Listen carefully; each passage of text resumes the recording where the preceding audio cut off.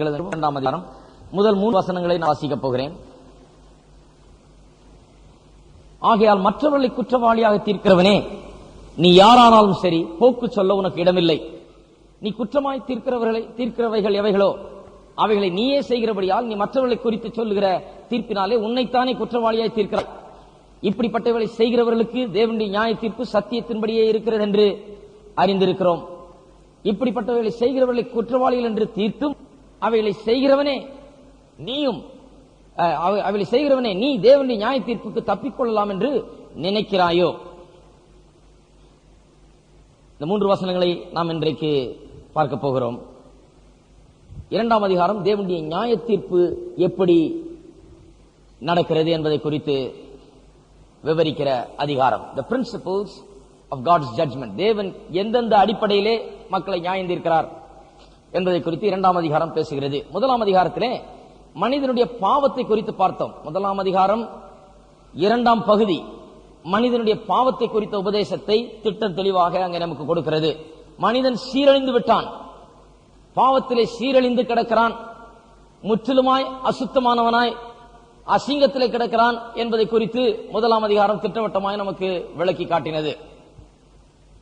அதை சொல்லி முடித்த பிறகு, அப்படி அசுத்தத்திலேயும் அசிங்கத்திலேயும் ஒப்பு கொடுக்கப்பட்ட மனுஷன், முற்றிலுமாய் கெட்டு போய் சீரழிந்து போய் கிடக்கிற மனுஷன் ஒரு நாள் தேவனாலே நியாயம் தீர்க்கப்படுவான் என்பதையும் அப்போஸ்தலனாகிய பவுல் இங்கே 2ஆம் அதிகாரத்திலே சொல்ல இருக்கிறார். மனுஷன் பாவம் செய்தான் என்று மட்டுமல்ல, அந்த பாவத்துக்கு ஒரு நாள் நியாய தீர்ப்பு காத்துக் கொண்டிருக்கிறது என்கிறது மனுஷன் என்கிற சத்தியத்தினால் மனுஷன் உணர்த்தப்பட வேண்டும். பிற்பாடு வருகிற அதிகாரங்களிலே ரட்சிப்பின் உபதேசத்தை நாம் படிக்க போகிறோம். ரோமர்கள் நிறுவனத்தில் எல்லா உபதேசமும் வருது. பாவத்தை குறித்த உபதேசம், நியாய தீர்ப்பை குறித்த உபதேசம், பிறகு ரட்சிப்பை குறித்த உபதேசத்தை நாம் படிக்க போகிறோம். ரட்சிப்பை குறித்த உபதேசத்துக்கு வரும்போது மனுஷனுக்கு ஏன் ரட்சகர் தேவை என்பதை குறித்தெல்லாம் படிப்போம். ஆனால் மனுஷனுக்கு ரட்சகர் தேவை என்பதை அவன் உணர வேண்டுமே. அவன் பாவத்தில் இருக்கிறான் என்கிறதை உணர்ந்தால் மட்டும் போதாது. இப்படியே தொடர்ந்து இந்த பாவத்திலே வாழ்ந்தான் என்றால், இதிலே கிடந்தான் என்றால், ஒரு நாளிலே நியாய தீர்ப்பு அவனுக்கு வரப்போகிறது என்பதை அறிந்தால்தான், ஐயோ எனக்கு ஒரு ரட்சகர் தேவையாயிற்றே, நான் இந்த பாவத்திலிருந்து விடுபட வேண்டுமே, இந்த பாவத்திலிருந்து நான் மீள வேண்டுமே, இதிலே தொடர்ந்து இருக்க முடியாதே என்கிற ஒரு ரட்சகரை குறித்த அவசியம் அவனுக்குள்ளாக ஏற்படும். ரட்சகர் தேவை என்கிற அவசியம். பாவத்தில் இருக்கிறோமே என்கிற உணர்வு என்றால் போதாது, இதிலிருந்து சீக்கிரமாய் விடுபட வேண்டுமே. ஏனென்றால் நியாய தீர்ப்பு சீக்கிரமாக வருகிறதே, தேவனுடைய நியாய தீர்ப்புக்கு நான் தப்ப முடியாதே, அங்கே போக்கு சொல்ல இடமில்லையே என்கிறதை உணர்ந்து தேவனண்டையிலே விரைவாய் மனுஷன் திரும்புவான். அதற்காக தான் 2ஆம் அதிகாரத்தை கொடுக்கிறார். முதல் அதிகாரத்தில் பாவியா இருக்கிறான் என்று சொல்லிவிட்டு 2ஆம் அதிகாரத்தில் நியாய தீர்ப்பு வருகிறது. ஒருவனும் போக்கு சொல்ல முடியாது, ஒருவனும் தப்ப முடியாது அந்த நியாய தீர்ப்புக்கு என்கிற 2 காரியத்தை இங்கே சொல்ல விரும்புகிறார். அதை குறித்து தான் நான் இப்பொழுது படிக்க போகிறோம். 1ஆவது அதிகாரத்திலே, ஏன் 1ஆம் அதிகாரத்திலும் சொல்லுகிறார் போக்கு சொல்ல இடமில்லை என்று, இல்லையா? யாருக்கும் போக்கு சொல்ல இடமில்லை என்று 20ஆம் வசனத்திலே சொல்லுகிறார். அங்கே போக்கு சொல்ல இடமில்லை என்று சொல்லும்போது எதன் அடிப்படையில் சொல்லுகிறார்? இயற்கையை பார், சூரியனையும் சந்திரனையும் இந்த உலகத்தில் சிருஷ்டிக்கப்பட்ட அனைத்தையும் பார். இந்த சிருஷ்டிப்பை பார்க்கும் போது தேவன் ஒருவர் இருக்கிறார் என்பதை நீ அறிந்து கொள். ஒவ்வொரு மனுஷனும் சிருஷ்டிப்பை பார்க்கும் போது தேவன் ஒருவர் இருக்கிறார் என்கிறதை அறிய வேண்டும். சிருஷ்டிப்பை அவனுக்கு சொல்லுகிறது தேவன் இருக்கிறார் என்று. நான் சொன்னேன் அல்லவா, இந்த வாட்சை பார்த்தால், இந்த வாட்ச் ஏதோ துண்டு துண்டா கீழே கிடந்தது, அதை யாரோ பாக்கெட்ல போட்டு ஒரு 2 கோடி வருஷத்துக்கு குலுக்கிட்டு இருந்தாங்க, அதெல்லாம் ஒன்னா சேர்ந்து வாட்ச் ஆயிடுச்சு அப்படின்னு அர்த்தம் இல்ல. இந்த வாட்ச் எல்லாம் அக்கு வேற ஆணி வேற கழட்டி உங்க பாக்கெட்ல போட்டு இன்னும் 2 கோடி வருஷத்துக்கு குலுக்கினாலும் இது வாட்ச் ஆக முடியாது. இந்த முள்ளுகள்லாம் தானா வந்து சேர்ந்துக்காது, இந்த மிஷின் வந்து தானா வந்து இயங்க ஆரம்பிக்காது, இல்லையா? இந்த வாட்சை பார்த்தோன்னே நம்ம என்ன நினைக்கிறோம்? இவ்வளவு அழகா இருக்கிறது, இவ்வளவு நன்றாக ஓடுகிறது, இவ்வளவு சரியாக இயங்குகிறது. அப்ப இதை செய்தவர் ஒருவர், இதை விட பிரமாதமானவர் ஒருவர் இருக்கிறார், இதை விட பெரியவர். இவ்வளவு அழகான அருமையான அற்புதமான ஒன்றை ஒருவர் செய்திருப்பார் என்றால் அவர் எவ்வளவு அற்புதமானவர், இதை விட பெரியவர் அவர் என்பதை அறிந்து கொள்கிறோம். அதுபோலதான் உலகமும் சிருஷ்டிப்பும். உலகத்தை பார்க்கும்போது இதோ தானா உண்டாயிடுச்சு என்று தியரி ஆஃப் எவல்யூஷன் அதை போதிக்கிறவர்கள் சொல்லுகிறார்கள். தானா கொஞ்சம் கொஞ்சமா உண்டாயிடுச்சு, கோடிக்கணக்கான வருஷம் புழு பூச்சியாயி பூச்சி இதாயி அதாயி இப்படியே வந்துருச்சு, குரங்காயி குரங்குல இருந்து அப்படியே மனுஷன் வந்தார் என்று சொல்லிவிடுகிறார்கள். ஆனால் வேதத்தை வாசித்து பார்க்கும்போது தேவன் இவைகளை எல்லாம் சிருஷ்டித்தார் என்பது திட்டவட்டமாய் நமக்கு விளங்குகிறது. இந்த உலகத்தை பார்க்கும்போது ஏதோ புழு பூச்சியாய் பூச்சி குரங்காய் குரங்கு மனுஷனாய் வந்துள்ள என்பது விளங்குகிறது நமக்கு. இவ்வளவு அற்புதமான சரீரத்தை நாம் உடையவர்களாய் இருக்கிறோம். இன்றைக்கு மருத்துவ விஞ்ஞானம் இன்னும் ஆராய்ச்சி பண்ணி கொண்டிருக்கிறார்கள். இந்த சரீரம் ஒரு பெரிய அதிசயம், அற்புதம். இதை படைத்தவர் ஒருவர் இருக்கிறார், அவர் இதைவிட பெரிய அற்புதமானவர் என்பது ஒவ்வொரு நாளும் நமக்கு விளங்க வேண்டும்.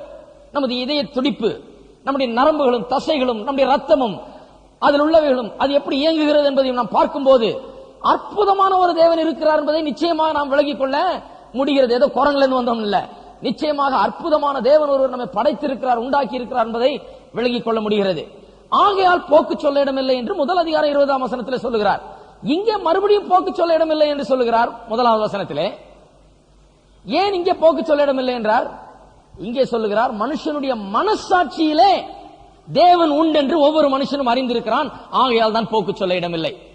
1ஆம் அதிகாரத்திலே சிருஷ்டித்த இந்த உலகத்தை பார்க்கும்போது மனுஷனுக்கு தேவன் இருக்கிறார் என்று தெரிகிறது, ஆகையால் அவனுக்கு போக்கு சொல்ல இடமில்லை, சாக்கு போக்கு சொல்ல இடமில்லை. நியாய தீர்ப்பு நாள் நடிக்கும் போது ஐயோ எனக்கு தெரியாத ஆண்டவரே, எனக்கு யாரும் சொல்லலையே அப்படின்னு சொல்ல முடியாது. நான் சொன்னேன் அல்லவா, ஒரு பெரிய ஏத்தியஸ்ட், அதாவது நாத்திகன் ஒருவன், அவனை கேட்டார்களாம், தேவன் இல்லை இல்லை இல்லை என்று வாழ்நாள் முழுவதும் பிரசங்கித்து இதை விளக்கி இதை பரப்பி கொண்டிருக்கிறீரே, ஒரு நாள் நீர் செத்து உண்மையாகவே தேவனுடைய பிரசன்னத்தில் போய் நின்று அங்கே தேவன் இருக்கிறார் என்று கண்டுபிடித்தால் என்ன பண்ணுவீர்? அவருக்கு முன்பாக நிற்கும் போது என்ன சொல்லுவீர் என்று கேட்டால் அவன் சொன்னானாம், நான் சொல்லுவேன், எனக்கு நம்பத்தகுந்த ஆதாரங்களை நீர் தரவில்லை ஆண்டவரே, ஆகையால் தான் நான் நம்பவில்லை என்று சொல்லுவேன் என்றானாம். ஆனால் வேதத்தை பார்த்தால் நம்பத்தகுந்த ஆதாரங்கள் தரவில்லை என்றல்ல, ஏராளமாய் கொடுக்கப்பட்டிருக்கிறது என்பதுதான் இங்கே அர்த்தமாகிறது. வேதத்தை படித்து கூட அறிந்து கொள்ள வேண்டியதில்லை, வேதத்துக்கு வராமலே சும்மா வானத்தை பார்த்தா போதும், சுற்றி இருக்கிற சிருஷ்டிப்பை பார்த்தா போதும், தன்னுடைய சரீரத்தை பார்த்தா போதும், இதை உணர்ந்தா போதும், அவனுக்கு தெரியும் தேவன் இருக்கிறார் என்பதற்கு அவனுக்கு ஆதாரங்கள் ஏராளமாக இருக்கு. ஆகையால் தான் அவனுக்கு போக்கு சொல்ல அங்கே வழி இல்லை. 2ஆம் அதிகாரத்தில் என்ன சொல்லுகிறது? மனசாட்சியில், ஒவ்வொருவருடைய மனசாட்சியிலும் தேவன் இருக்கிறார் என்பது திட்டவட்டமாய் எழுதப்பட்டிருக்கிறது. கொஞ்சம் மனசாட்சியை குறித்து சிந்தித்து பார்ப்போம். மனசாட்சியில் எழுதப்பட்டிருக்கிறதாம் தேவன் இருக்கிறார் என்று. அதை எப்படி சொல்லுகிறார் இங்கே பவுல்? மற்றவர்களை குற்றவாளியாய் தீர்க்கிறவனே, நீ யாரானாலும் சரி, போக்கு செல்ல உனக்கு இடமில்லை. நீ குற்றமாக தீர்க்கிறவைகள் எவைகளோ அவைகளையே நீ செய்கிறபடியால் நீ மற்றவர்களை குறித்து சொல்லுகிற தீர்ப்பினாலே உன்னைத்தானே குற்றவாளியாய் தீர்த்துக் கொள்கிறாய். என்ன சொல்லுகிறார்? மற்றவர்களை என்னைக்காவது குற்றம் பார்த்திருக்கிறீர்களா? குற்றம் குறை கூறியிருக்கிறீர்களா என்று கேட்கிறார். எல்லாருமே கூறியிருக்கிறோம் இல்லையா? யாராவது கூறாதவங்க யாராவது இருக்கீங்களா? இங்க மற்றவர்களை பார்த்து எந்தவித குற்றமும் குறையும் கூறாதவர்கள் யாராவது இருக்கிறீங்களா? உங்களை வணங்கிறோம் பேசாம. யாருமே கிடையாது. எல்லாருமே மற்றவர்களை ஏதோ ஒரு குற்றம் குறையினால் நாம் நியாயம் தீர்த்திருக்கிறோம். இவர் மோசம், அவர் இப்படி, இந்த அம்மா அப்படி, இந்த குடும்பம் இப்படி, இப்படி ஏதாவது ஒரு விதத்திலே எல்லாருமே ஏதோ ஒரு கால அளவிலே குற்றங்கள் குறைகளை மற்றவர்கள் மீது சுமத்தி இருக்கிறோம், நியாயம் தீர்த்திருக்கிறோம். அவருடைய குறையை பார்த்து இது இவங்க மோசம், இப்படிப்பட்டவர்கள் என்று சொல்லி இருக்கிறோம். அப்படி சொல்லும் போது பவுலப்போஸ்தலன் என்ன சொல்லுகிறார்? பாத்தியா, நீ மற்றவர்களை குறை சொல்லுகிறாய், அவள்கிட்ட இது தப்பு அது சரி இது குறைவு என்று சொல்லுகிறாய். ஆகையால் உனக்கு எது தவறு எது சரி என்கிற ஒரு அறிவு, நன்மை தீமை அறியக்கூடிய அறிவு உனக்குள்ளாக இருக்கிறது. ஆகையால் தான் நீ அப்படி சொல்லுகிறாய். ஏன் குறை குற்றத்தை சொல்லுகிறாய் மற்றவர்கள் பேர்ல? ஏன் என்று சொன்னால், எது நன்மை எது தீமை என்று அறியக்கூடிய ஒரு உணர்வு உனக்குள்ளாக வைக்கப்பட்டிருக்கிறது. அதுதான் மனசாட்சி. நன்மை தீமை அறியக்கூடிய, வித்தியாசப்படுத்தி காட்டக்கூடிய ஒரு திறமை உனக்குள்ளாக இருக்கிறது. உனக்கு தெரியும் எது சரி எது தவறு என்று உனக்கு தெரியும். உன்னுடைய மனசாட்சி உள்ளுக்குள்ளாக உனக்கு சொல்லிக் கொண்டிருக்கிறது. ஆகையால் தான் நீ மற்றவர்களை குற்றம் சாட்டிக் கொண்டிருக்கிறாய் என்று சொல்லுகிறார்கள் என்று சொல்லுகிறார். இங்க ஒரே வெளிச்சமா இருக்குன்னு சொல்றோம். வெளிச்சமா இருக்குன்னு சொன்னா இருள் இருக்கிறதுன்னு நிச்சயமாய் அதையும் நாம் சொல்லுகிறவர்களா இருக்கிறோம். இருளா இருக்குதுன்னு சொன்னா என்ன அர்த்தம்? வெளிச்சம் ஒன்று இருக்கிறது என்பதை சொல்லாமல் நாம் சொல்லுகிறோம். ஒருவர் சொன்னாராம், உலகத்திலே தீமைகள் நிறைந்திருக்கிறது, பொல்லாப்பு நிறைந்திருக்கிறது, எவ்வளவு அநியாயங்கள் நிறைந்திருக்கிறது, எவ்வளவு நோய்கள், எவ்வளவு பிணிகள், எவ்வளவு கஷ்டங்கள் உலகத்தில் பாருங்க. இதெல்லாம் தீமைகள்லாம் உலகத்தில் நிறைய இருக்குது. ஆகையால் தான் நான் தேவன் ஒருவர் இருக்கிறார் என்றதை நம்புகிறது இல்லை. ஏனென்றால் தீமை அதிகமா இருக்குது, ஈவில் நிறைய இருக்குது. அதுக்கு ஒருத்தர் பதில் கொடுக்கிறார், ஈவில் நிறைய இருக்குது, தீமை நிறைய இருக்குதுன்னு சொல்லுகிறியே, தீமை நிறைய இருக்குதுன்னு எப்படி தெரியும்? நல்லது என்று ஒன்று இருக்கிறது என்பதை தெரிந்து வைத்திருக்கிறதுனால தானே இதை தீமை என்று சொல்லுகிறாய். சுகமாயிருப்பது நல்லது என்று உனக்கு அறிவு இருக்கிறதுனால தானே சுகவீனமாயிருப்பது தீமை என்று சொல்லுகிறாய். சரீரத்தில் நன்றாயிருப்பது நல்லது என்பதை அறிந்து வைத்திருக்கிறதுனால தானே ஊனமாயிருப்பது ஒரு தீமை என்று சொல்லுகிறாய். விளங்குதா? எத்தனை பேருக்கு விளங்குது? அப்ப தீமை இருக்கிறதுனால நான் கர்த்தர் ஒருவர் இருக்கிறார் விசுவாசிக்க முடியாது, தீமை இருக்கிறதுனால ஆண்டவனே கிடையாது என்று சொல்லுகிறது தவறு என்று சொல்லுகிறார். தீமை இருக்கிறதுனால நல்லது ஒன்று உண்டு, ஆண்டவர் ஒன்று உண்டு, நல்லதாக அவைகளை சிருஷ்டித்தார் என்பதற்கு ஆதாரம் தீமைகள் இருக்கிறது. அதை பார்க்கும் போதே அதில் ஆதாரம் இருக்கிறது. ஆண்டவர் எல்லாவற்றையும் நன்மையாக சிருஷ்டித்தார், நல்லதாக சிருஷ்டித்தார். ஆனால் பாவம் வந்த பிறகு தீமையும் சகல விதமான பாவங்களும் சாபங்களும் எல்லாம் உலகத்திலே நுழைந்து உலகத்தை கெடுத்து போட்டுவிட்டது. உலகம் தேவன் உண்டாக்கின வண்ணத்தில் இன்றைக்கு இல்லை, வித்தியாசமானதா இருக்கிறது. முள்ளும் புதரும் தேவன் உண்டாக்கினாரா? ஏதேன் தோட்டத்தில் முள்ளா வளர்ந்து கிடந்ததா? கிடையாது. அங்கே நல்ல விதைகளை விதைத்து அழகான மரம் செடி கொடிகளை ஆண்டவர் உண்டாக்கினார். அதனுடைய விதையை அதிலே வைத்தார், அழகான மரம் செடி கொடிகள் வளர்ந்தது. பாவம் வந்த பிறகுதான் முள்ளும் புதரும் வளர ஆரம்பித்தது. இன்னைக்கு முள்ளும் புதரும் வளரணும்னா நீங்க ஒண்ணுமே செய்ய வேண்டிய அவசியம் கிடையாது, சும்மா இருந்தாலே போதும், அது பாட்டுக்கு ஆட்டோமேட்டிக்கா வளரும். ஹலோ, இருக்கிறீங்களா? முள்ளும் புதரும் வளர்றதுக்கு போய் டெய்லி தண்ணி ஊத்துறீங்களா? இந்த முள்ளு நல்லா வளரட்டும். இல்ல போய் முள்ளுடைய விதையை விதைக்கிறீங்களா? முள்ளெல்லாம் எப்படி வளருது? எங்கெங்க இருந்தோ சில பறவைகளும் காத்தும் அப்படியே சில விதைகளை அடித்து கொண்டு வந்து, காத்தில் அடித்து கொண்டு வந்து அங்கங்க தூவி விட்டு போயிடுகிறது இஷ்டத்துக்கு. காத்து வீசின பக்கம்லாம் சில விதைகள் போய் விழுகிறது. அவைகளின் மூலமாக இந்த முள்ளும் புதரும் வளர ஆரம்பிக்கிறது.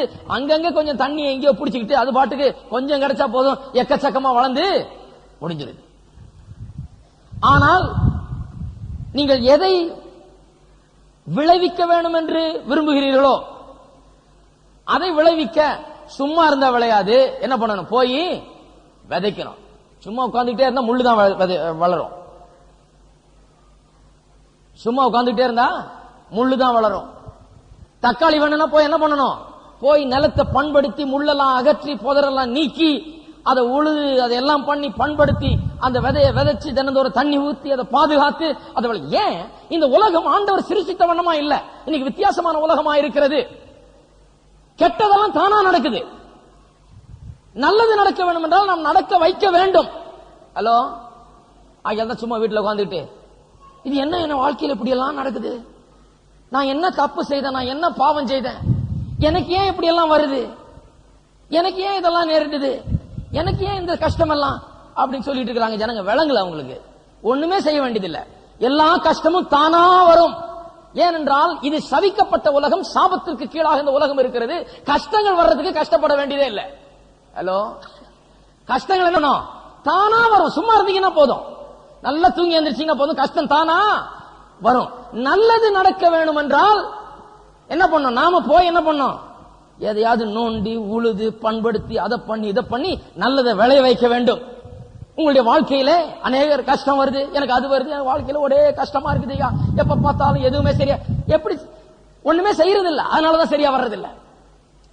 வாழ்க்கையில எல்லாம் சரியா வர வேண்டும் என்றால் அதற்கேற்ற விதைகளை நாம் கொண்டு போய் விதைக்க வேண்டும். இந்த சாபத்தான உலகத்திலே, சாபத்தின் கீழாக இருக்கிற உலகத்திலே நாம் சும்மா இருந்தா எல்லா கஷ்டமும் தானா வரும். ஆகையால் என்ன பண்றோம்? தேவனுடைய வார்த்தை எடுத்துக்கொண்டு போய் நம்முடைய சுகத்தை குறித்தும் நம்முடைய ஆசீர்வாதத்தை குறித்தும் நம்முடைய செழிப்பை குறித்தும் விதையை விதைத்துக் கொண்டே இருக்கிறோம் அந்த நிலத்துல.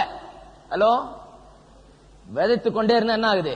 நாம் எதை விதைக்கிறோமோ அது வளருது. நிறைய பேர் என்ன விதைச்சிட்டு இருக்கிறாங்க? நான் ஏழை, எனக்கு ஒண்ணும் இல்ல, நான் பிறந்ததுல இருந்து தரித்திரம் தான், எங்க தாத்தா காலத்துல இருந்து தரித்திரம் தான், நான் இன்னும் 50 வருஷம் வேலை செய்தாலும் ஒண்ணும் சம்பாதிக்க முடியாது, இதுதான் விதைச்சிட்டு இருக்கிறாங்க. இதை அவங்க விதைக்கல, இது அப்படியே காத்துல அடிச்சுட்டு வருது. இது போற போக்குல அப்படியே பேசுறாங்க. இப்படிதான் அவங்க தாத்தா பேசினாரு, இப்படிதான் அவங்க மாமாவும் பேசினாரு, இப்படிதான் அவங்க அம்மாவும் பேசினாங்க, இவங்களும் அப்படியே பேசுறாங்க. காத்துல அடிபட்ட விதை போல அங்கிருந்து வந்து அடிச்சுட்டு வந்து அப்படியே அவங்களுடைய உள்ளத்துல வந்து விழுகிறது. என்ன ஆகிறது? கடைசியில் என்ன வளருது? முள்ளும் புதரும் தரித்திரமும் எல்லா விதமான வேண்டாத காரியங்களும் தானாக வளருது. ஏன் தானா வளருது? இவைகளை தான் நாம் விதையாக விதைத்துக் கொண்டிருந்தோம், நம்ம அறியாமலேயே விதைத்துக் கொண்டிருந்தோம். இன்னைக்கு ஏன் கர்த்தருடைய வார்த்தையை கேட்கிறோம்? இப்பொழுது வேற விதமான விதையை விதைக்கிறோம். நம்முடைய ஆசீர்வாதம், நம்முடைய செழிப்பு, நம்முடைய சுகம், நம்முடைய பலன், நம்முடைய ஆரோக்கிய விதைகளை குறித்த விதையை விதைக்கிறோம். விதைக்கும் போது அது தானா வளர ஆரம்பிக்கிறது. இதை விதைத்தால் இது நிச்சயமாக வளரும். ஏதேன் தோட்டத்திலே கர்த்தர் ஒரு தோட்டத்தை உண்டாக்கி மனுஷனை உள்ள வைத்தார். அந்த தோட்டம் அவனுக்கு வேண்டிய எல்லாவற்றையும் விளைவித்தது. ஒரு தோட்டத்தை ஆண்டவர் வச்சிருக்கிறார். இந்த தோட்டம் எல்லாவற்றையும் விளைவிக்கும். அது என்ன தோட்டம்? இருதயம் என்கிற தோட்டம். ஆயால் தான் நீதிமொழியில் சொல்லப்பட்டிருக்கிறது, உன் இருதயத்தை எல்லா காவலோடும் காத்துக்கொள், அது நின்று ஜீவ ஊற்று புறப்படும். எங்கிருந்து எல்லாம் புறப்படுது? உங்களுடைய செழிப்பு, ஆசீர்வாதம், சமாதானம், சந்தோஷம், சுகம் எல்லாம் இங்கிருந்து தான் புறப்படுது. இந்த இருதயமாகிய நிலத்திலே தான் எல்லாம் விளைகிறது. எது வேணா விளைவிக்கலாம். நீங்க சும்மா இருந்தீங்கன்னா இருதயத்தில் எல்லாம் மோசமானதான் விளைஞ்சிட்டே இருக்கும். நீங்கள் எது வேண்டுமானாலும் விளைவிக்கலாம். சந்தோஷம், சமாதானம், நிம்மதி, சுகம், பலன், விடுதலை, ஜெயம் எல்லாவற்றையும் விளைவிக்கலாம். என்ன சீக்ரெட்? இந்த இருதயத்தில் அதை விதைக்கணும். இந்த இருதயத்தை ஆண்டவர் உங்களுக்கு எது கொடுத்திருக்கிறாரு? நீங்க எதை வேணா விளைச்சு வச்சுக்கோன்ற. தோட்டத்தை கொடுத்து நீ என்ன வேணுமோ அவனை கத்திரிக்காய் வேணுமோ கத்திரிக்காய் போட்டுக்கோ, தக்காளி வேணா தக்காளி போட்டுக்கோ, என்ன போட்டுக்கோ, என்ன வேணுமோ என்ன போட்டுக்கோன்னா நம்ம பாட்டு உட்கார்ந்து இருந்தா வெறும் முள்ளும் புதரும் தான் வழங்கும். அப்புறம் ஆண்டவர் ஏன் இந்த முள்ளையும் புதரையும் என் வாழ்க்கையில விடுறாரு அப்படின்னா அது சபிக்கப்பட்ட உலகம். அது அப்படிதான் வரும். நாம் என்ன பண்ணணும்? நம்முடைய வாழ்க்கையில நம்முடைய இருதயத்தில் நல்ல காரியங்களை விதைக்க வேண்டும். இப்ப மனசாட்சியை குறித்து நாம் சற்று சிந்தித்து பார்க்க வேண்டும். மனசாட்சி என்று சொல்வது மனுஷனுக்கு நன்மை தீமை என்ன என்று அறியத்தக்க ஒரு அறிவை கொடுக்கக்கூடிய ஆற்றல் ஒன்று. அது மனுஷனுக்குள்ளாக இருக்கிறது. அந்த மனசாட்சி சொல்லுகிறதாம் இவன் தப்பு செய்யறான், அவன் தப்பு, இவன் மோசம் அப்படின்னு சொல்லுறது. அது சொல்லும் போதே என்ன நிரூபணமாகிறது? உன்னுடைய மனசாட்சி உனக்கு இருக்கிறது. எது சரி எது தவறு என்பதை நீ அறிந்திருக்கிறாய் என்று அந்த மனசாட்சி சொல்லுகிறது. அப்ப மனுஷனுக்கு என்ன தெரியும்? எது சரின்றது உள்ளுக்குள்ள தெரியும். அதைத்தான் நீங்க சொல்லுகிறார். இன்றைக்கு என்ன பார்க்க போகிறோம்? நியாய தீர்ப்பினுடைய முதல் பிரின்சிபல். எப்படி நியாய தீர்ப்பு நடக்க போகிறது என்பதற்கு முதல் பிரின்சிபல் என்ன? சத்தியத்தினால் நியாயம் தீர்ப்பார். நியாய தீர்ப்பு சத்தியத்தின்படியே இருக்கும். அக்கார்டிங் டு ட்ரூத், சத்தியத்தின்படி நியாயம் தீர்ப்பார். ஆண்டவர் சத்தியத்தின்படி நியாயம் தீர்ப்பார். சத்தியத்தின்படி நியாயம் தீர்ப்பார்னா மனுஷன் சொல்லுவான், ஐயோ எனக்கு சத்தியம் தெரியலையே. இரண்டாவது சொல்லுது சத்தியத்தின்படி நியாயம் தீர்ப்பார்னு. சத்தியம் தெரியலையேன்னு ஆண்டவர் சொல்றார். சத்தியம் தெரியலேன்னு எப்படி சொல்லுவ நீ? 1ஆம் அதிகாரத்தில் சொல்றாரு சத்தியம் உனக்கு தெரியும். ஏன்னா படைக்கப்பட்ட காரியங்களை சிருஷ்டிப்பை பார்த்தீர்கள் என்றால் உனக்கு சத்தியம் தெரியும், ஆண்டவர் இருக்கிறார் என்ற சத்தியம் தெரியும். இரண்டாவது உள்ள மனசாட்சியை பார்த்தீர்கள் என்றால் மனசாட்சியிலும் சத்தியம் தெரியும். உனக்கு எது நல்லது எது கெட்டதுன்னு தெரியும். ஏன்னா எப்ப பார்த்தாலும் மற்றவனை குறை கொட்டி சொல்லிட்டு இருக்கிறியே, அவன் தப்பு அவன் கெட்டதுன்னு சொல்லிட்டு இருக்கிறியே, அப்ப உனக்கு சத்தியம் தெரியலையா? ஹலோ, எப்படி வர்றாரு பாருங்க. மனுஷனை பார்த்து சொல்றாரு, எப்ப பார்த்தாலும் நீ மற்றவனை தப்பு தப்புன்னு சொல்லிட்டு இருக்கிறியா, அப்ப உனக்கு தப்பு எது கரெக்ட் எதுன்னு உனக்கு தெரியுது, எது சரி எது தவறு என்பதை நீ அறிந்து வைத்திருக்கிறாய். சத்தியம் உனக்குள்ள மனசாட்சியில எழுதப்பட்டிருக்கிறது. சத்தியம் தெரியாதுன்னு எந்த மனுஷனும் தேவனுக்கு முன்பாக நின்று சொல்லவே முடியாது. தேவன் சொல்லுவார், சிருஷ்டிப்பை பார்த்தினாலே வழங்கி இருக்கணும். அது இல்லைன்னா உனக்கு உள்ள இருக்கிற மனசாட்சி அது உனக்கு சொல்லி இருக்கிறோம் நீ செய்கிற காரியங்கள் தவறு என்று. ஆகையால் தேவனுடைய நியாய தீர்ப்பில் நிற்கும் போது ஒரு மனுஷனும் போக்கு சொல்ல இடமில்லை. எனக்கு தெரியாது சத்தியம்னு சொல்லவே முடியாது. ஏனென்றால் எல்லாரும் குறை கூறி இருக்கிறோம். குறை கூறினதுல என்ன இருக்குது? எது சரி எது தவறுன்னு அறிந்ததுனால தானே குறை கூறணும். அவங்க தப்பு செய்யறாங்கன்னு எப்படி சொன்னோம்? ஏன்னா சத்தியம் நமக்குள்ள தெரியும். நம்முடைய மனசாட்சி அதை சொல்லுகிறது. எது தவறு என்று மற்றவர்கள் மீது குறை கூறுகிறோமோ அவைகளை நாமே செய்திருக்கிறோம் என்று அப்போஸ்தலனாகிய பவுல் சொல்லுகிறார். பாவியை உணர்த்துகிறார். சத்தியம் தெரியலன்னு நாளைக்கு அவன் என்று சொல்ல முடியாது. சத்தியம் தெரியலன்னு சொல்லவே முடியாது. ஏனென்றால் அவனுக்குள்ள மனசாட்சி சத்தியம் தெரியும் என்கிறதை ஒவ்வொரு நாளும் எடுத்து காண்பித்துக் கொண்டிருக்கிறது. எப்படி எடுத்து காண்பிக்கிறது? அவன் குறை சொல்லிக் கொண்டே இருக்கிறான் மற்றவர்களை. இவங்க தப்பு, அவங்க செய்தது தப்பு, இது பாவம், இது நல்லது இல்ல, இது கெட்டது அப்படின்னு சொல்றான். அதுல இருந்தே தெரியுது அவனுக்குள்ள ஒரு மனசாட்சி இருக்குது. எது சரி எது தவறு என்பதை திட்டவட்டமாக அது அவனுக்குள்ளாக சொல்லிக் கொண்டிருக்கிறது.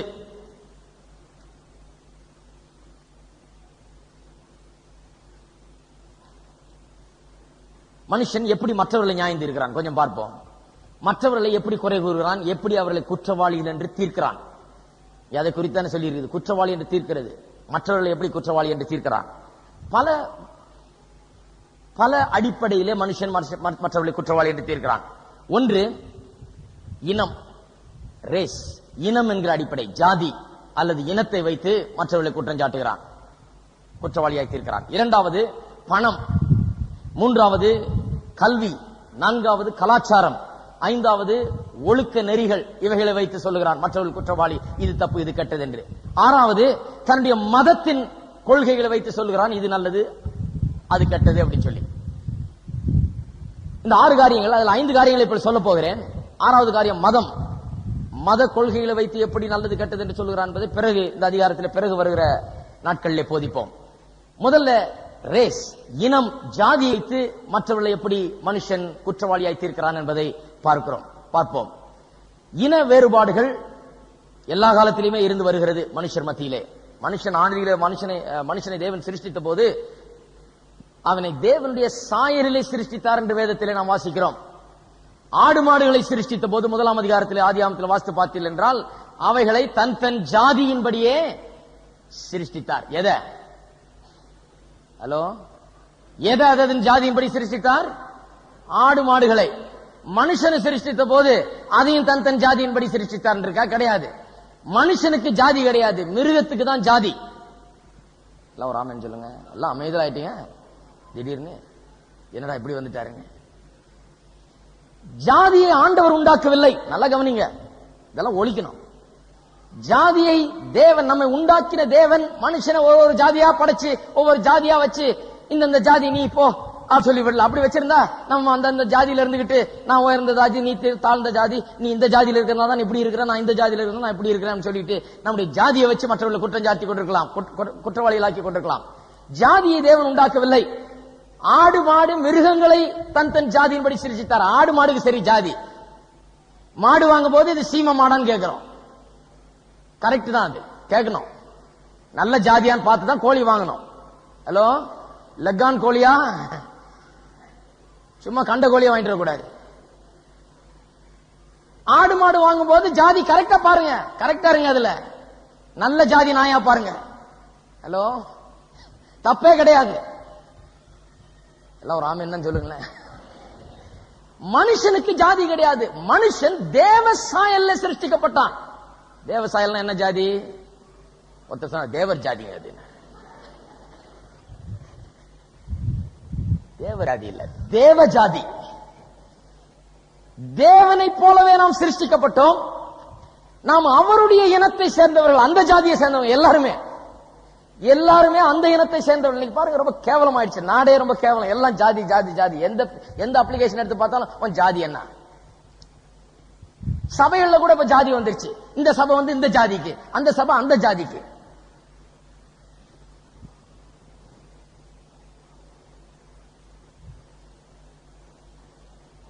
ஜாதி மனுஷனுக்கு கிடையாது. சபை கூட பாருங்க எப்படி ஆயிடுச்சுன்னு. ஆச்சரியமா இருக்கு எனக்கு. இதே சென்னப்பட்டினத்தில் இந்த ஜாதிக்கு ஒரு சபை, அந்த ஜாதிக்கு ஒரு சபை, எல்லாம் ஜாதி ஜாதியா தனியா பிரிச்சு வச்சிருக்காங்க. எல்லா வேலையும் செய்து வச்சிருக்காங்க. இதுக்கு ஒரு போதனையே போதிக்கிறாங்க, இப்படிதான் செய்யணும்னு. அதான் நல்லதுன்னு. மிருகங்களுக்கு தான் ஜாதி ஒழிய மனுஷனுக்கு ஜாதி கிடையாது. எல்லா மனுஷனும் ஆதாமிலிருந்து வந்தவன். ஒரே ரத்தத்தினால் எல்லாரும் உண்டாக்கப்பட்டவர்கள். அப்போஸ்தலனாகிய பவுல் சொல்லுகிறார், ஒரே ரத்தத்திலிருந்து எல்லாம். நம்ம எல்லாரும் எந்த ஊரு, எந்த நம்ம வழக்கத்தின்படி உள்ள ஜாதிகள் இதெல்லாம் ஒண்ணும் இதே கிடையாது. எல்லாரும் ஒரே ரத்தத்திலே ஆதாமிலிருந்து வந்தவர்கள்.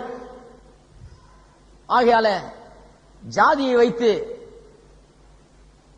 நாம் ஒருவர் குற்றவாளிகள் என்று தீர்க்க முடியாது. இரண்டாவது, பணம். பணம் பாருங்க,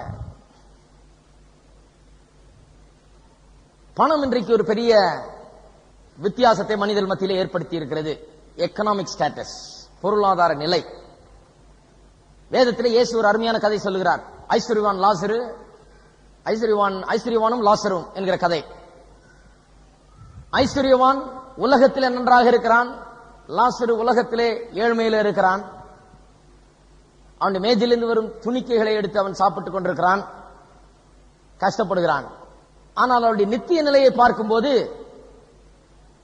அப்படியே எதிர்மாறாக இருக்கிறது. அந்த பணக்காரன் தான் கஷ்டப்பட்டுக் கொண்டிருக்கிறான், இந்த ஏழ்மையில் இருந்தவனோ இவன் அங்கே நன்றாக இருக்கிறான். அதுல என்ன அர்த்தம்? சிலர் நினைக்கிறாங்க பணக்காரர் இருந்தா எல்லாம் நரகத்துக்கு தான் போகணும், ஏழையா இருந்தா எல்லாம் பரலோகம் போயிடுவாங்க. கிடையாது, அப்படி சொல்லல ஆண்டவர். என்ன சொல்லுகிறார்? உலகத்தில் நாம் இருக்கிற இந்த நிலையை பார்த்து ஏமாந்து விடக்கூடாது. உலகத்தில் நாம் இன்றைக்கு நன்றாக இருக்கிறபடினாலே நாம் நித்தியத்தில் அப்படிதான் இருக்க போகிறோம் என்று கிடையாது. பணம் இன்றைக்கு நமக்கு இருக்கிறபடினாலே மற்றவர்களை, இல்லாதவர்களை நாம் ஒன்றுமில்லை என்று எண்ணிவிடக் கூடாது. தேவன் வேறு விதமாக பார்க்கிறார், தேவன் வேறு விதமாக காண்கிறார். தேவனுடைய பார்வையிலே அவர் மனுஷனை பார்க்கும்போது பணத்தின் அடிப்படையிலே, நம்முடைய பொருளாதார வசதியின் அடிப்படையிலே நம்ம நியாயந்திருக்கிறதில்லை, நம்மளை அவர் கணிக்கிறதில்லை. அவர் வேறு விதத்திலே நம்முடைய விசுவாசம் இயேசுவின் பேரில் இருக்கிறதா என்பதை பார்த்துதான் நாம் யார் என்பதை அவர் தீர்மானிக்கிறார். பணம் மனுஷருக்கு அது பெருசாய் தெரிகிறது, தேவனுடைய பார்வையில் அது பெருசு கிடையாது. இன்னும் கேட்டால், இயேசு ஒரு முறை சொன்னார், ஊசி காதிலே ஒட்டகம் நுழைவதற்கு எவ்வளவு கடினமோ அதுபோல ஐஸ்வர்யவான் தேவனுடைய ராஜ்யத்தில் நுழைவது அவ்வளவு கடினம் என்று சொல்லுகிறார். ஏன் கடினமாம்? பணக்காரர்கள் எல்லாம் தேவனுடைய ராஜ்யத்தில் நுழைய முடியாதுன்னு இல்ல, பணக்காரராக இருந்தாலே ரட்சிக்கப்பட முடியாது என்று சொல்லி அல்ல, கிடையாது. ஊசின்னு நம்ம என்ன நினைச்சுக்கிறோம், ஒரு சின்ன இந்த ஊசி நினைக்கிறோம், தைக்கிற ஊசியில எடுத்துட்டு ஒரு ஒட்டகத்தை கொண்டாந்து தலையை பிடிச்சி உள்ள நுழைக்கிற மாதிரி நினைக்கிறோம். அப்படி கிடையாது. ஊசி என்று சொன்னால் அந்த காலத்தில் பட்டணங்களை சுற்றி பெரிய செவுர் இருக்கும், அந்த செவத்துல பெரிய கதவு, நம்ம வீடுகளில் இன்னைக்கு பங்களாக்கள் இருக்குது பாருங்க, பெரிய கதவு ஒன்று இருக்கும், அப்புறம் சைடுல ஒரு சின்ன கதவு இருக்கும். எதுக்கு எடுத்தாலும் பெரிய கதவை திறக்க மாட்டாங்க, சின்ன கதவு தான் திறப்பாங்க. பெரிய கார் எதிர் வரும்போது பெரிய கதவை திறப்பாங்க. ராத்திரியில இந்த பட்டணங்களில் பெரிய கதவை மூடி விடுவார்கள், சின்ன கதவை அங்கே திறந்து வைத்திருப்பார்கள். அது குறுகிய சின்ன கதவு. வழிப்போக்கர்கள் ராவிலே பயணம் பண்ணுகிறவர்கள் அந்த வழியாக வரும்போது ராத்திரியில் ரெஸ்ட் எடுக்கணும்னு அந்த பட்டணத்துக்குள்ள வர வேண்டும் என்றால் பெரிய கதவை திறக்க வேண்டியதில்லை, சின்ன கதவு வழியா வரலாம். இந்த கதவுக்கு மேலாக ஒரு கோபுரம் மாதிரி இருக்கும், அங்கதான் அங்க வாட்ச்மேன் உட்கார்ற ரூமா இருக்கும். அங்கிருந்து இந்த காவலாளி கீழே வருகிற வழிப்போக்கனை பார்த்து சொல்லுவான், வழிப்போக்கன் குதிரை இதுலதான் வருவான், ஒட்டகத்துல அதிகமாக வரும்போது அவன் என்ன சொல்லுவான், இறங்கி உன்னுடைய ஒட்டகத்தில் இருக்கிற நிறைய பொருட்களை எடுத்து முதல்ல உள்ள வச்சிருப்பான். ஏன்னா எல்லா பொருளும் இப்படி தொங்கிட்டு இருக்குது சைடுல, சேல்ஸ்மேனா இருப்பாங்க, நிறைய பொருட்களை தூக்கிட்டு வருவான். இதெல்லாம் தூக்கி முதல்ல உள்ள நுழைச்சு வச்சிரு, பிறகு இந்த ஒட்டகத்தை கொஞ்சம் பிடிச்சு தள்ளி திணிச்சு அந்த சின்ன கதவுக்குள்ள எப்படியாவது நுழைச்சு உள்ள போய் திருப்பி அந்த பொருள் தூக்கி ஒட்டகத்து மேல வச்சுக்கிட்டு போன்னு சொல்லுவான். இவன் இறங்கி அதே போல பண்ணுவான். அதைத்தான் இயேசு சொல்லி இருக்கிறார், அங்கே போய் உனக்கு உள்ளதெல்லாம் விற்று தரித்திரருக்கு கொடுத்து விடுன்ற ஐஸ்வர்யவானை குறித்து சொன்னார். சொல்லிவிட்டு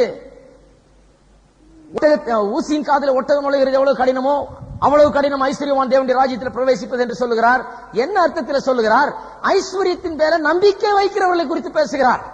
தன்னுடைய ஐஸ்வர்யம் தான் அவர்களை காப்பாற்ற போவது, தன்னுடைய ஐஸ்வர்யம் தான் பெருசு என்று ஐஸ்வர்யத்தை நம்பி இருக்கிறவர்கள் அவர்கள் தேவனுடைய ராஜ்யத்தில் பிரவேசிக்க முடியாது. ஐஸ்வர்யம் இருந்தா பரவாயில்ல, ஐஸ்வர்யத்தை நம்பி இருக்கிறவர்கள் தான் அங்கே அதை குறித்து தான் அங்கே சொல்லப்பட்டிருக்கிறது. ஐஸ்வர்யத்தை நம்பி இருப்பதுதான் தவறு, ஐஸ்வர்யம் வைத்திருப்பது தவறு கிடையாது. என்னையா எல்லாத்தையும் எடுத்து போய் வித்து தரித்திரருக்கு கொடுன்னு சொல்லிட்டார் ஆண்டவர். ஆண்டவர்கிட்ட வர்றதுன்னா அப்படிதான் பண்ணணுமா? எல்லாத்தையும் வித்து போய் தரித்திரருக்கு கொடுக்கணுமா? அப்படி கிடையாது. ஆண்டவர் கம்யூனிசமா போதிட்டு இருக்கிறாருங்க. ஆண்டவர் எல்லாரையும் ஆசீர்வதிக்கிறதுக்கு அவர் வழி வச்சிருக்கிறார். எல்லாவற்றையும் வித்து இங்க இருக்கிற ஒரு ஆள் எல்லாத்தையும் வித்து தரித்திரருக்கெல்லாம் கொடுத்தபடினால எல்லா தரித்திரம் அடங்கிட போறது கிடையாது. 10 பேர் தரித்திரனா இருக்க பிச்சைக்காரனா இருக்கிறான், இவன் வித்து எல்லாத்தையும் தானே இவன் 11வது பிச்சைக்காரனா இருப்பான். அவனும் அந்த பிச்சைக்காரனும் 10 பேர் இவன் வித்து கொடுத்ததெல்லாம் வாங்கி 4 நாள்ல சாப்பிட்டு முடிச்சுட்டு அவனும் தொடர்ந்து பிச்சைக்காரனா இருப்பான், இவனும் ஒரு புது பிச்சைக்காரனா இருப்பான். அப்படி சொல்லல ஆண்டவர். ஆண்டவர் என்ன சொல்றாரு? நீ உன்னுடைய நம்பிக்கையெல்லாம் பணத்தின் பேர்ல வைத்துக் கொண்டிருக்கிற, மனதெல்லாம் பணத்தின் பேர்ல இருக்குது. இதை முதல்ல இறக்கி வை. இதை இறக்கி வச்சாதான் இந்த ஒட்டகம் உள்ள நுழையும். இந்த பணத்தை அதன் மேல இருக்கிற நம்பிக்கையை நீ இறக்கி வை, அப்பதான் நீ உள்ள பிரவேசிக்க முடியும் என்று சொல்லுகிறார். உள்ள போன உடனே திருப்பி எடுத்து நீ வச்சுக்கலாம்னு சொல்ற. உன் பணம் யாருக்கு தேவை? ஆண்டவருக்கு என்ன? இப்ப நம்ம கிட்ட இருக்கிற பணம் எல்லாம் ஆண்டவருக்கு தேவையா? கிடையாது. ஆண்டவர் நம்ம பணத்தை வச்சு ஒன்றும் செய்ய போறது இல்லை. ஆண்டவர் சொல்றார், பணத்தின் மேல நம்பிக்கையை வைக்காதே என்று சொல்லுகிறார். ஆனா இன்றைக்கு உலகத்தில் பாருங்க, பணத்தின் மேலதான் மக்கள் நம்பிக்கையை வைத்திருக்கிறார்கள். அதன் மூலமாக ஒருவரை ஒருவர் குறை சொல்லிக் கொண்டு குற்றம் சொல்லிக் கொண்டு பணத்தின் மூலமாக தான் இந்த வித்தியாசங்கள் எல்லாம் நடந்து கொண்டிருக்கிறது. 3வது கல்வி.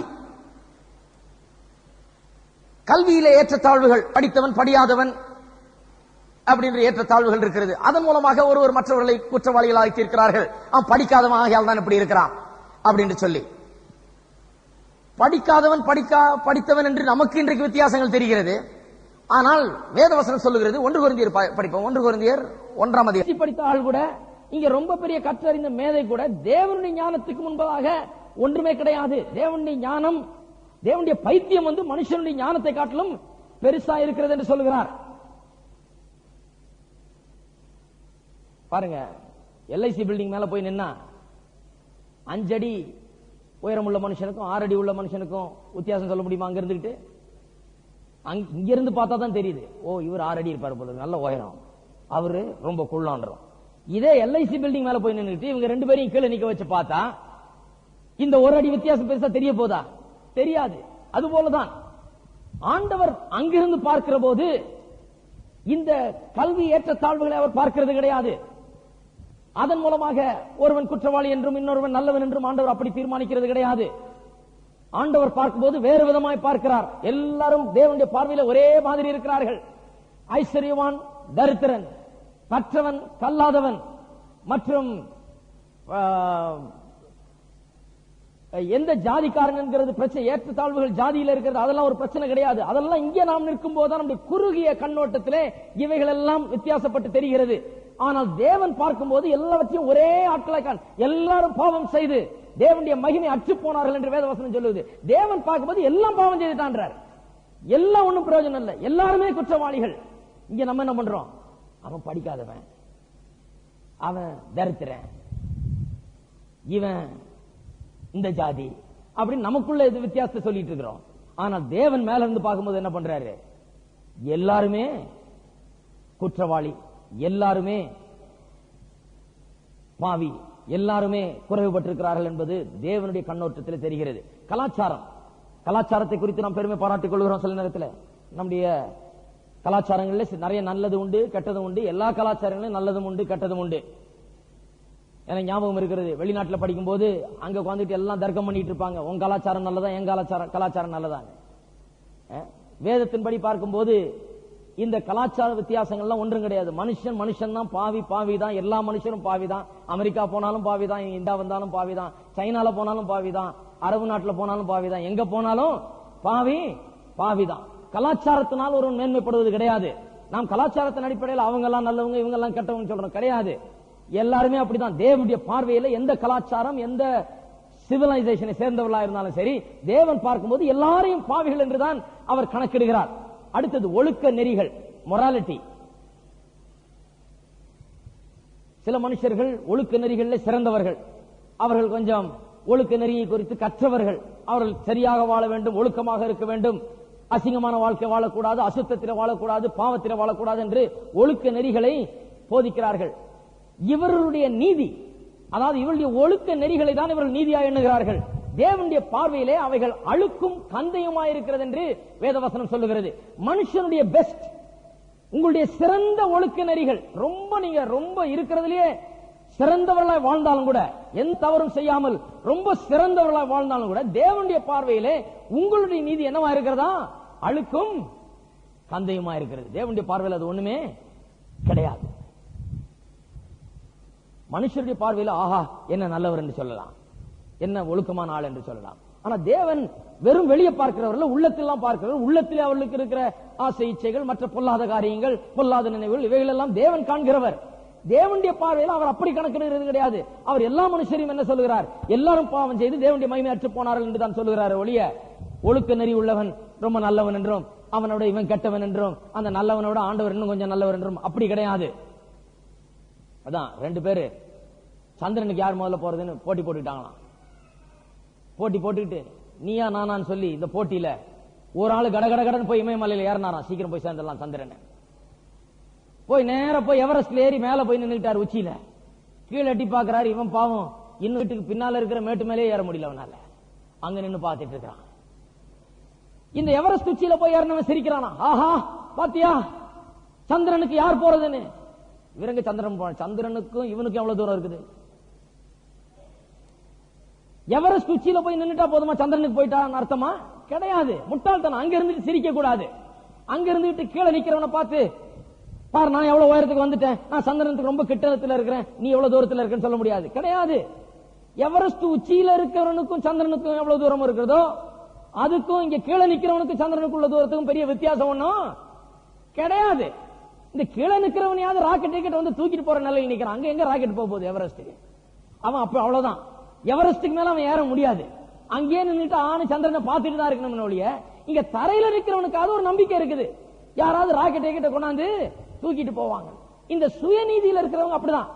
தாங்க என்னமோ பெரிய பரிசுத்தத்தை அடைந்து விட்டதாக தங்களுடைய சுய நீதியை நிலைநாட்டுகிறவர்கள் இப்படி எவரெஸ்ட்ல நின்றுட்டு கீழே நிக்கிறவனை பார்த்து சிரிக்கிற மாதிரிதான். அவங்க என்னமோ பெரிய சந்திரனுக்கு போய் சேர்ந்துட்ட மாதிரி கிடையாது. அவர்கள் சந்திரனுக்கு போற சேர்றதுக்கு வாய்ப்பே கிடையாது. கீழே நிக்கிறவனுக்காக வாய்ப்புகள் அதிகமா இருக்கிறது. கொஞ்சம் எண்ணி பார்க்க வேண்டும். மனுஷன் ஒருவனை இன்னொருவன் குற்றவாளி என்று தீர்க்கிறான் பல அடிப்படையில். இனம், பணம், கலாச்சாரம், ஒழுக்க நெறிகள், கல்வி, இப்படி பல அடிப்படைகளிலே ஒருவரை ஒருவர் குற்றவாளிகள் என்று தீர்த்துக் கொண்டிருக்கிறார்கள். அவனுடைய மனசாட்சி அவனுக்கு இருக்கிறது. அதில் நல்லது கெட்டது என்ன என்று தெரிகிறது என்பதுதான் அது நிரூபிக்கிறது ஒழிய யார் நல்லவர் யார் கெட்டது என்பதை அது ஒண்ணு நிரூபிக்கவில்லை. மனுஷன் சொல்லிட்டு இருக்கிறான் அவன் மோசம், இந்த ஜாதி மோசம், இந்த ஜனங்க மோசம், அப்படி இப்படின்னு சொல்லலாம் ஒழிய என்ன ஒரு காரியம் நிரூபிக்கப்படுகிறது? மனுஷன் குற்றம் சாட்டுகிறதுல ஜாதியை பற்றி பேசுறார்கள் ஜனங்க, அதுல என்ன ஒரு காரியம் நிரூபிக்கப்படுகிறது? இவர்களுக்கு நன்மை தீமை என்ன என்று இவர்களுக்கு நல்லா உள்ளே தெரிகிறது. தேவனை குறித்த அறிவு உள்ள இருக்கிறது. எது நல்லது எது கெட்டது என்று தெரிகிறது. தெரிந்தும் கெட்டதை தான் செய்து கொண்டு வருகிறார்கள் என்பதுதான் நிரூபிக்கிறது. கலாச்சாரத்தை பேசுகிறார்களே, பொருளாதாரத்தை பற்றி பேசுகிறார்கள், கலாச்சாரத்தை, கல்வியை பற்றி பேசுகிறார்கள். இதுல அவன் கெட்டவன், இவன் நல்லவன், படிக்காதவன் ஆனால் தான் இவன் கெட்டவன் அப்படின்னு சொல்றாங்களே, இது என்னத்தை நிரூபிக்கிறது? யாரு கெட்டது யார் நல்லது என்று நிரூபிக்கிறது கிடையாது. ஒரு காரியத்தை நிரூபிக்கிறது, மனுஷனுக்குள்ள மனசாட்சி இருக்குது. அந்த மனசாட்சியில எது நல்லது எது கெட்டது என்று அவனுக்கு நன்றாக விளங்குகிறது. ஒரு நாள் தேவனுக்கு முன்பாக மனுஷன் நிற்கும் போது, ஐயோ எனக்கு தெரியாதே, சத்தியம் எனக்கு தெரியாதே, எது நல்லது எது கெட்டது என்று எனக்கு தெரியாதே என்று சொல்ல முடியாது. சத்தியத்தினாலே அவன் நியாயம் தீர்க்கப்படுவான். சத்தியத்தின்படியே நியாயம் தீர்க்கப்படுவான்.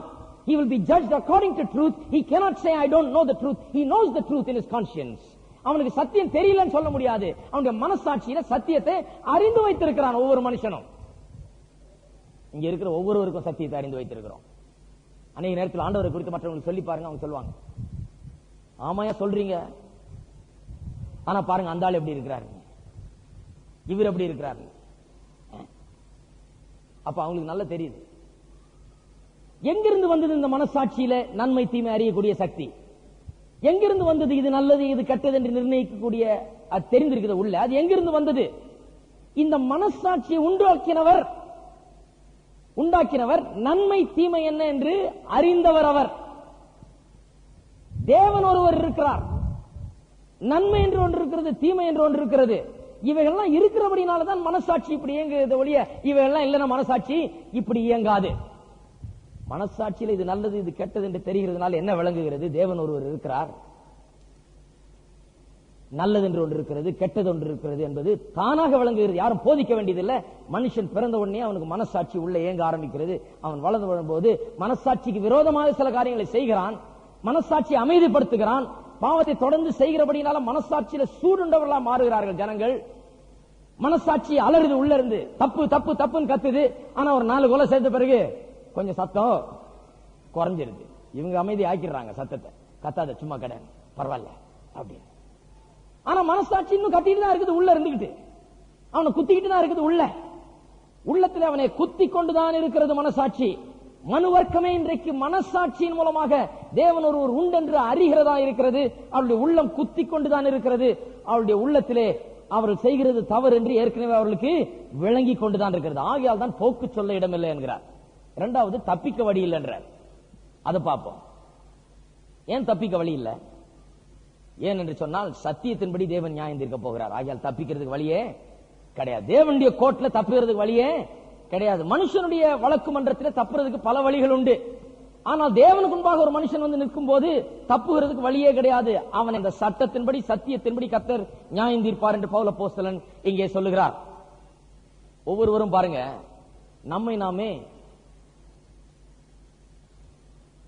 பார்க்கிறது எப்படி பார்க்கிறோம்?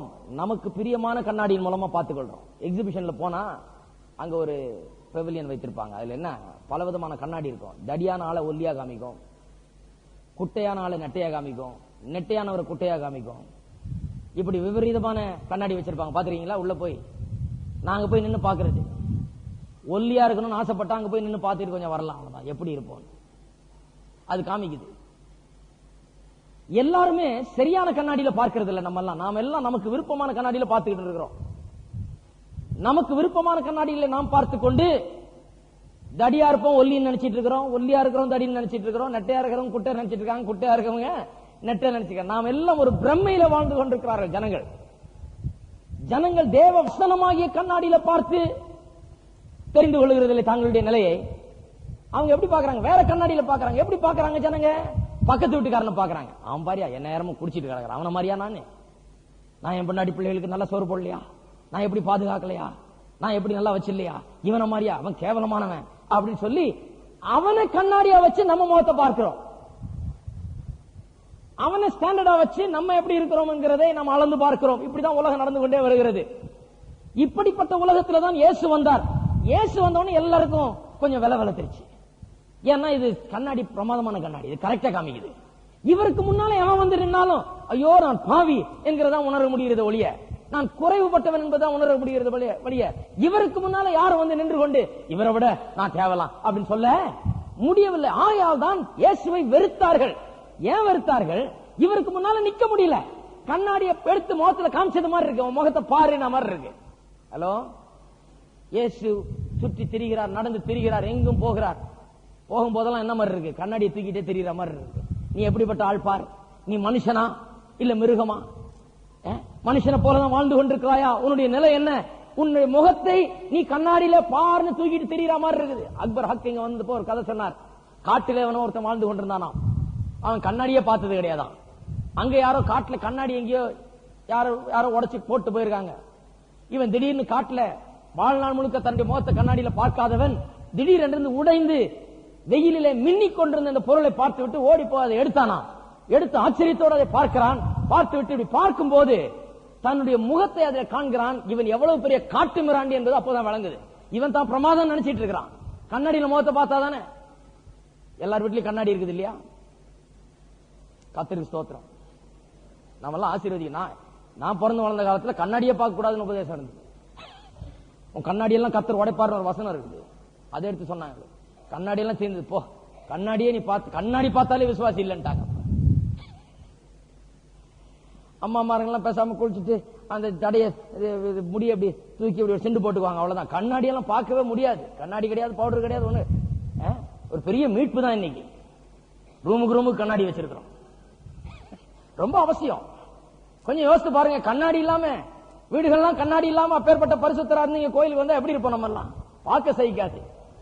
கண்ணாடியில நல்ல முகத்தை பார்த்துட்டு வந்ததுனாலதான் ஒழுங்கா வர்றோம் இல்லையா? கண்ணாடிக்காக கர்த்தருக்கு ஸ்தோத்திரம்.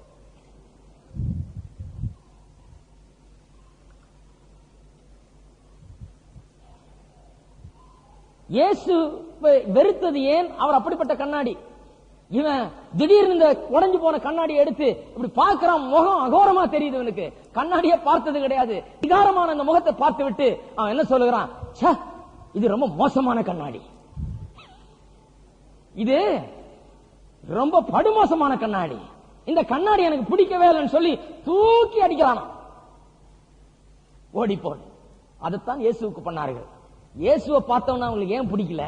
இது நல்ல கண்ணாடி. மனுஷன் இப்படிதான் எப்படிதான் இருக்க வேணும்ன்ற உணர்த்துகிற கண்ணாடி. இயேசுவை பார்த்தா தங்களுடைய முகத்தை பார்க்க முடியுது. அதுல என்ன தங்களுடைய நிலை என்பது என்ன என்பது அவர்களுக்கு புரிகிறது. ஜனங்கள் உணர்த்தப்படுகிறார்கள், அதை வெறுக்கிறார்கள். எப்படியா இந்த கண்ணாடியை உடைச்சு தூக்கி எரிஞ்சா போதும், இவரை கொன்னுட்டா சரியா போகும், இனிமே உணர்த்துறதுக்கு ஆளே இருக்காத உலகத்துல இவர் அப்படியே கொண்டுடலான்னு பாக்குறாங்க.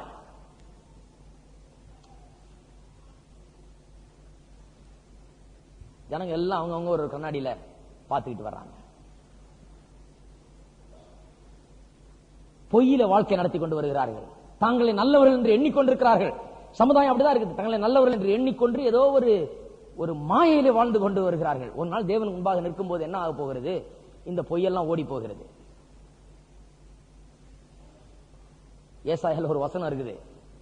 பொய் என்னும் அடைக்கலம் கல் மழையினால் அழிந்து போகும் என்று. அது அன்னைக்குதான் எல்லாம் பொய் என்கிற அடைக்கலத்தில் வாழ்ந்து கொண்டு வருகிறார்கள். நான் நல்லவன், நான் பக்கத்து வீட்டுக்காரனோட நல்லவன், அந்த சபையோட என் ஜபம் நல்லது, இப்படி வாழ்ந்து கொண்டு வருகிறார்கள். தேவனுடைய நியாய தீர்ப்புக்கு முன்பாக நிற்கும் போது இந்த பொய் என்கிற அடைக்கலம் கல் மழையினால் அழிந்து போகும், ஒன்றுமில்லாமற் போகும் என்று வேதவசனம் சொல்லுகிறது. மனுஷன் நினைக்கிறான் எப்படியாவது நாம் தேவன் முன்பாக நின்னா கூட தப்பிச்சிடலாம். 3ஆம் வசனத்தை கவனிங்கள். இப்படிப்பட்டவர்களை செய்கிறவர்களை குற்றவாளிகள் என்று தீர்த்தும் அவைகளையே செய்கிறவனே, நீ தேவனுடைய நியாய தீர்ப்புக்கு தப்பிக்கொள்ளலாம் என்று நினைக்கிறாயோ? இது தமிழ்லையும் ஆங்கிலத்திலேயும் ரொம்ப மெதுவா சொல்ற மாதிரி இருக்கு. ரொம்ப காரசாரமா சொல்லாம அதை கொஞ்சம் அடக்கி சொல்றாங்க. மூல பாஷையில வாசிக்க போனால் இது ரொம்ப காரசாரமா இருக்கு, ரொம்ப அழுத்தம் திருத்தமா, இன்னும் கேட்டால் ரொம்ப உணர்த்துகிற வகையில அங்க சொல்லப்பட்டிருக்கு. அங்க எப்படி சொல்லி இருக்குதா மூல பாஷையில?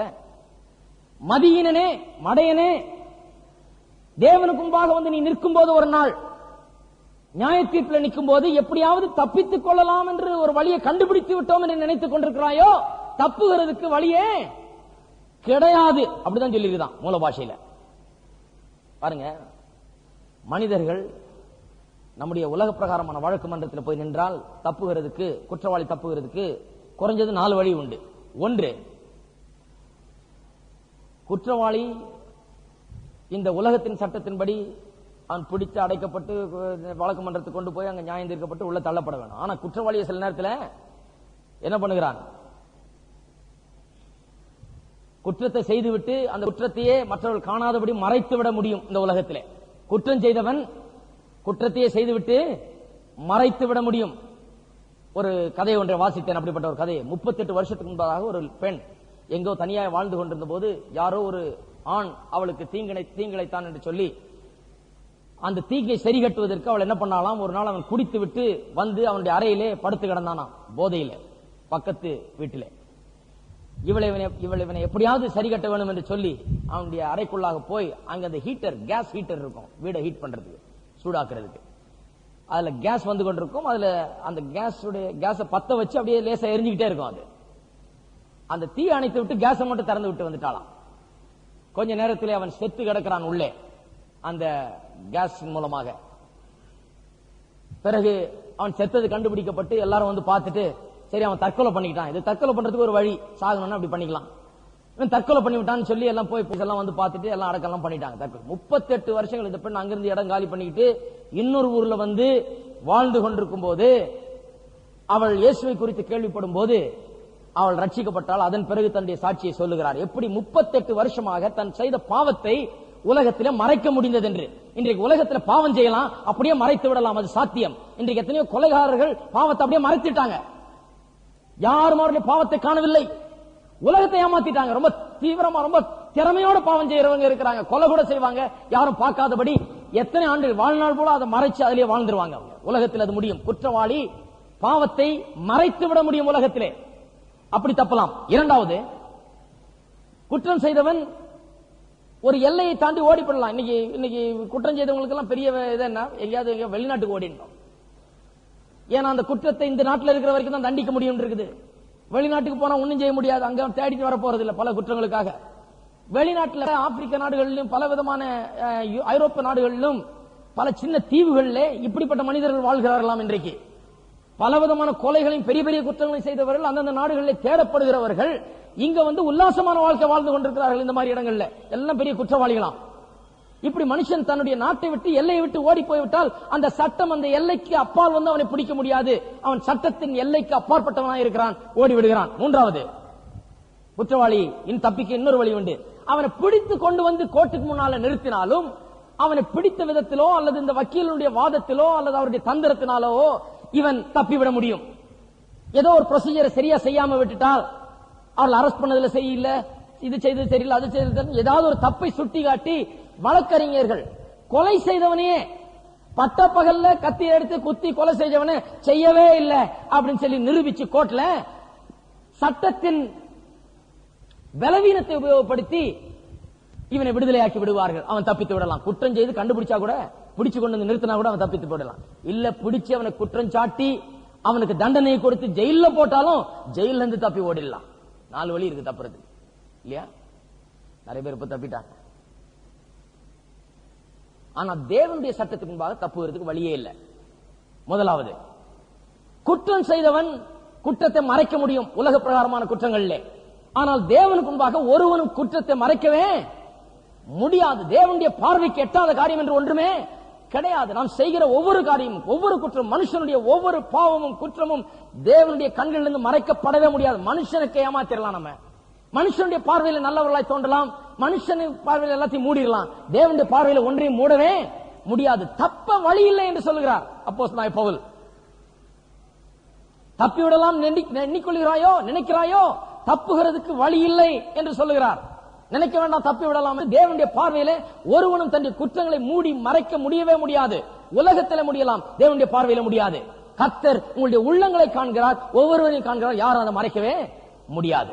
இரண்டாவது, சட்டத்தின் எல்லைக்கு அப்பாலே ஓடி போயிட்டால் சட்டம் அவனை ஒன்றும் செய்ய முடியாது, உலக பிரகாரமான குற்றவாளி. ஆனால் தேவன் எங்கும் வியாபிக்கிறவர், சர்வ வியாபி, எங்கும் இருக்கிறவர். அவருடைய எல்லையை தாண்டி அவனும் ஓடவே முடியாது. எங்க போனாலும் அங்கிருந்து நம்மை பிடித்துக் கொண்டு வருவாராம். 139ஆம் சங்கீதம் திருப்போம்.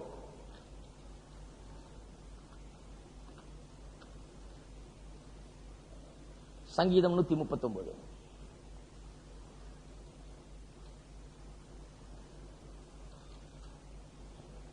ஏழுல இருந்து. உம்முடைய ஆவிக்கு மறைவாக எங்கே போவேன்? உம்முடைய சமூகத்தை விட்டு எங்கே ஓடுவேன்? நான் வானத்துக்கு ஏறினாலும் நீர் அங்கே இருக்கிறீர், நான் பாதாளத்தில் படுக்கப்பட்டாலும் நீர் அங்கேயும் இருக்கிறீர். நான் விடியற் காலத்தில் சட்டைகளை எடுத்து சமுத்திரத்தின் கடையாந்தரங்களில் போய் தங்கினாலும் அங்கேயும் உமது கை என்னை நடத்தும், உமது வலதுகரம் என்னை பிடிக்கும். இருள் என்னை மூடிக்கொள்ளும் என்றாலும் இரவும் என்னை சுற்றி வெளிச்சமாயிருக்கும். உமக்கு மறைவாக இருளும் அந்தகாரப்படுத்தாது, இரவும் பகலை போல வெளிச்சமாயிருக்கும். உமக்கு இருளும் வெளிச்சமும் சரி. நீர் என் உள்ளந்திரியங்களை கை கொண்டிருக்கிறீர், என் தாயின் கற்பத்தில் என்னை காப்பாற்றினீர். எப்படி சொல்றாரு பாருங்க சங்கீதக்காரர். எங்க ஓடினாலும் தப்பிக்க முடியாது. தேவனுடைய எல்லையை தாண்டி ஓடுகிறது என்று இடமே கிடையாது. எங்கும் தேவன் இருக்கிறார், எங்கேயும் காண்கிறார், இருளிலையும் பார்க்கிறார், வெளிச்சத்திலையும் பார்க்கிறார். தப்புகிறதுக்கு வழியே இல்லை, தப்புகிறதுக்கு இடமே இல்லை என்று சொல்லுகிறார். உலக பிரகாரமாக குற்றம் செய்த இந்த நாட்டிலிருந்து வேற நாட்டுக்கு ஓடலாம், தேவனிடத்தில் ஓட முடியாது. மூன்றாவது, பிடித்துக் கொண்டு வந்து நிறுத்தினால் வக்கீலுடைய தந்திரங்கள் போன்றவைகளால் அவன் விடுதலையாக்கப்படலாம். ஆனால் தேவனுடைய சட்டம், தேவனுடைய சத்தியம் அப்படிப்பட்டதல்ல. இதுல லூப் ஹோல்ஸ் கிடையாது, இதுல பலவீனங்கள் கிடையாது.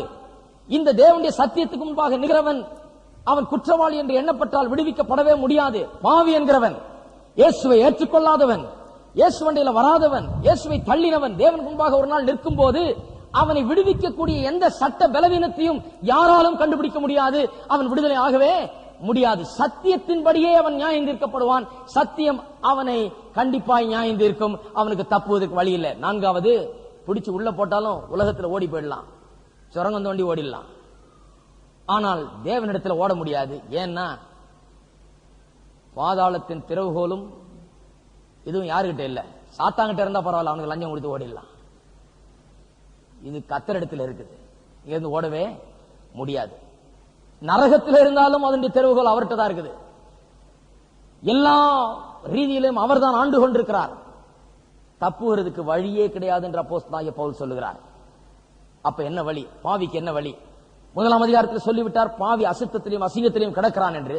உளையான சேராகிய பாவத்தில் கிடக்கிறான். 2ஆம் அதிகாரத்தில் சொல்லுகிறார், அவனுக்கு போக்கு சொல்ல இடமில்லை, அவன் தப்பிக்கிறதுக்கு வழி இல்லை. ஏன்னா அவன் மனசாட்சியை சொல்லுது அவன் பாவி என்று.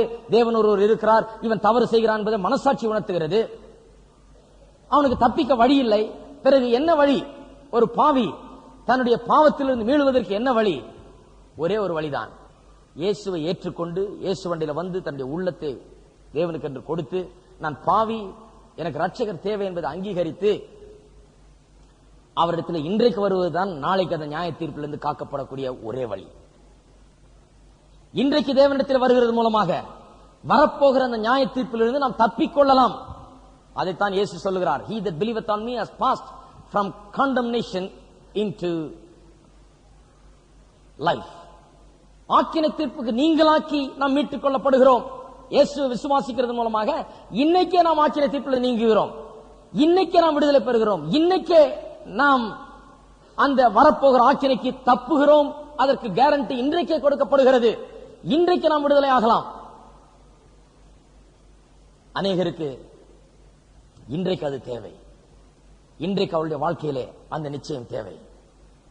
இன்றைக்கு இயேசுவை தள்ளினால் அன்றைக்கு ஒன்றுமே பேச முடியாது, போக்கு சொல்ல இடமில்லை, தப்பிக்க வழி இல்லை. நாம் எல்லாரும் எழுதி நிற்போம்.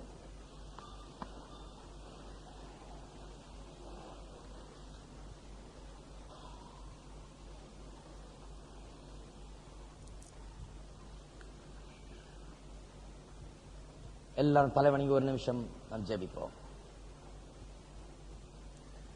இன்றைக்கு நாம் போக்கு சொல்லிக் கொண்டிருக்க கூடாது. ஏதாவது சாக்கு போக்கு சொல்லிக்கிட்டு நான் அப்புறம் பார்க்கிறேன், என்னுடைய வாழ்க்கை இப்படிதான் இருக்குது, கரெக்ட் தான், பாவத்திலே தான் இருக்கிறேன், அதில் சிக்கி என்னுடைய வாழ்க்கையில் ரட்சகர் தேவை, ஆனால் பிறகு பார்த்துக் கொள்ளலாம் என்று இருக்க வேண்டாம். இன்றைக்கே ரட்சிப்பின் நாள்.